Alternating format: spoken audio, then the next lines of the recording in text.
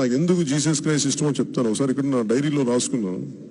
ఒకరోజు నా కొడుకు, నా పెద్ద కొడుకు పడిపోయాడు. వాడు ఇంత వయసు అప్పుడు పడిపోతే వాడు మోకాళ్ళకి రక్తం వచ్చింది.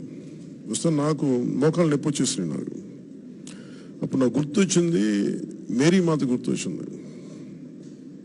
ఎదిగొచ్చిన కొడుకుని, వయసు వచ్చిన కొడుకుని మంచి చెప్తుంటే, విలువలు చెప్తుంటే, రోడ్డంతా కొట్టి తన జన్మించిన బిడ్డను తీసుకెళ్తుంటే ఆ తల్లి ఏం బాధపడి ఉంటుంది అనేది నాకు గుండె చెల్లించిపోయింది. ఒకసారి మేరీ మాతని తలుచుకుంటే, ఈ మతం ఎంచుకుంటే తప్పు కదా, ఆ మతం ఎంచుకుంటే రైట్ అని కాదు మనకున్నది. అందుకని మీకు సర్వ హక్కులు ఉన్నాయి. మనకి మీరు పాటిస్తున్న మతాన్ని మీకు స్వచ్ఛ మీకు సర్వ హక్కులు ఉన్నాయి. మిమ్మల్ని ఎవరు కాదనే మిమ్మల్ని ఇబ్బంది గురి చేయడానికి ఎవరికి అధికారం లేదు, హక్కు లేదు.